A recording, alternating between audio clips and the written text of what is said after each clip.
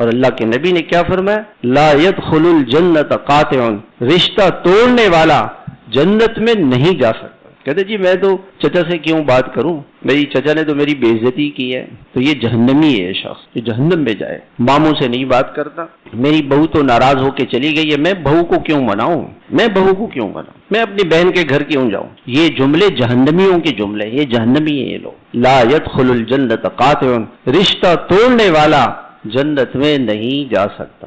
ٹھیک ہے، آپ رشتہ توڑیں، اپنی ناک اونچی کریں اور لوگوں سے رشتے توڑیں، ماموں سے توڑیں، چچا سے توڑیں، بھائیوں سے توڑیں، بہنوں سے توڑیں اور لوگوں کے ساتھ الگ سے رہیں، یہ جہنمی ہے یہ شخص اللہ کے نزد۔ سب سے پہلی بات حضرت خدیجہ نے کیا فرمائی کہ صلہ رحمی کر، اور دوسری بات کیا فرمائی؟ وَتَحْمِلُ الْكَلْبَ، جو شخص معاشرے میں بوجھ ہو، معاشرے پر بوجھ ہو، یتیم ہے، بچہ ہے، بیوہ ہے، شوہر نے طلاق دے دی ہے، کوئی معاشرے کا غریب آدمی ہے، فقیر آدمی ہے، آپ اس کا بوجھ اپنے ذمے لیتے ہیں، یتیموں کی خبرگیری کرنے والا۔